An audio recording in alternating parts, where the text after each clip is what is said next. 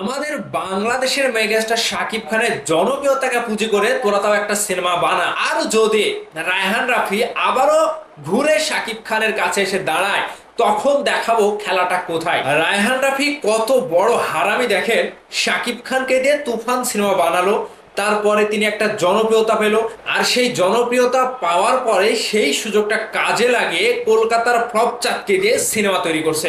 শাকিব খানকে গোনার সময় আর রায়হান রাফির নাই।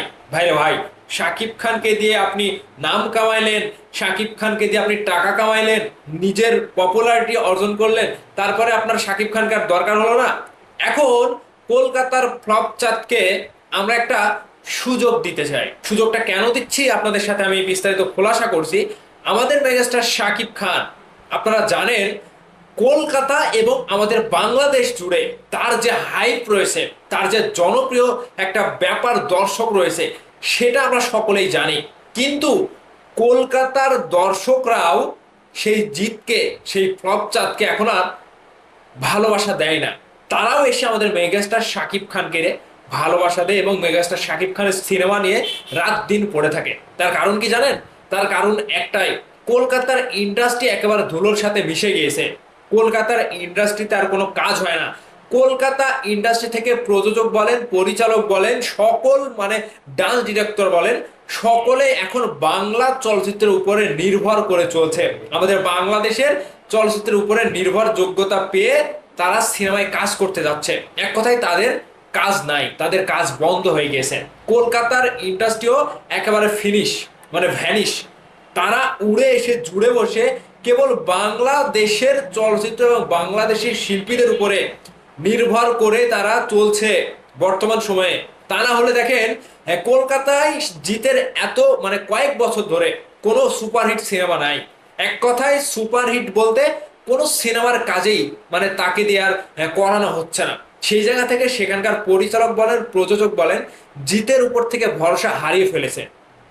জিতের উপর থেকে সম্পূর্ণ মানে ফিডব্যাকটা যে তারা পাবে, সেই মানে বিশ্বাসটা তারা হারিয়ে ফেলেছে। সেজন্যই জিৎ কলকাতার পরিচালকের কাছে যেতে না পেরে এখন এসে বাংলাদেশের পরিচালক রায়হান রাফির কাজের উপরে ভর করছে।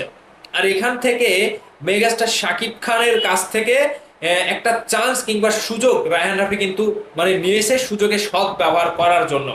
তো এখান থেকে আমরা সাকিবিয়ানরা সেই ফ্লপ চাঁদকে বলতে চাই যে তোরে একটা চান্স দিয়ে দিলাম, আমরা তোরে একটা চান্স দিয়ে দিলাম, সাকিব ভাইয়ের জনপ্রিয়তাকে পুঁজি করে তোরা একটা কিছু কর ভাই।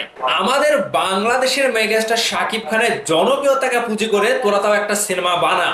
সেই সিনেমা বানিয়ে দেখা আসলেই সাকিব খানের মতো জনপ্রিয়তা তোদের আছে কিনা। একটা চান্স রায়হান রাফিকেও দিতে চাই। এই চান্সে যদি রায়হান রাফি চান্সটা ভালোভাবে খেলে দিতে পারে তাহলে ভালো। আর যদি রায়হান রাফি আবারও ঘুরে সাকিব খানের কাছে এসে দাঁড়ায়, তখন দেখাবো খেলাটা কোথায়। সাকিবিয়ানরা আপনাকে সেই খেলাটাই দেখাবে যে আপনি কলকাতার ফ্লপ চাঁদকে যে সিনেমা তৈরি করছেন, এই যে সুযোগ সন্ধানী লোক, আপনি সাকিব ভাইকে নিয়ে জনপ্রিয়তা অর্জন করার পরে সাকিব ভাইকে দিয়ে সিনেমা বানানোর কথা ভুলে গিয়েছেন। আপনি একটা বাটপারি কথাও বলেছেন।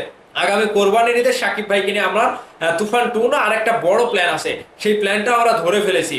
আপনি ফ্লপ চাঁদকে দিয়ে সিনেমা বানিয়ে রোজার ঈদে মুক্তি দেবেন, তাহলে সাকিব ভাইকে নিয়ে আপনার কি প্ল্যান থাকতে পারে কোরবানির ঈদে? আর এই 2 মাস 2.5 মাসের ব্যবধানে আপনি কি, আপনি একটা চাপাবাজ।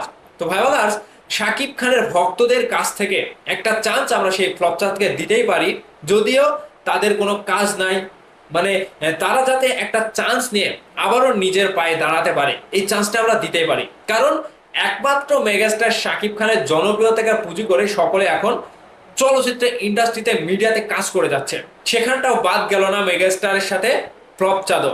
ফ্লপ চাঁদ জিৎ সাকিব খানের জনপ্রিয়তাকে পুঁজি করে তিনি সিনেমায় কাজ করতে আসছে এবং সেই সুযোগটা পরিচালক রায়হান রাফি তাকে করে দিল। এবং একটা জলযন্ত্র প্রমাণ রায়হান রাফি আবারও দিল যে সাকিব খানের জনপ্রিয়তার উপরে বাংলাদেশ বলেন, কলকাতা বলেন, কোনো নায়কের জনপ্রিয়তা নাই। সাকিব খান এত বড়ই মেগাস্টার হয়ে গেছে। তো একটা কথা আমি বলতে চাই যে নায়ক হতে হলে এমন নায়ক হও যে তোমার নাম ভাঙিয়ে অন্য নায়ককে আলোচনায় আসতে হয়, তোমার নাম ভাঙিয়ে অন্য নায়ককে জনপ্রিয় হয়ে উঠতে হয়। এটাই আমাদের মেগাস্টার শাকিব খান তার নাম ভাঙিয়ে কলকাতার নায়ক বলেন, বাংলাদেশের পরিচালক বলেন, সকলেই আলোচনায় আসতে যাচ্ছে এবং দর্শকদের চোখে ধরা দিতে যাচ্ছে।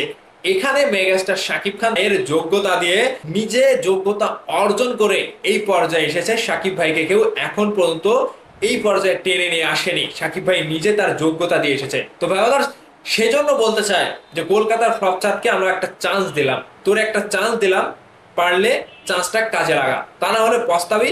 রায়হান রাফিকেও আমরা দেখে নেব পরবর্তীতে আবারও শাকিব ভাইয়ের কাছে ফিরে আসতে হয় কি না, এই দিনগুলো আমরা ভুলবো না।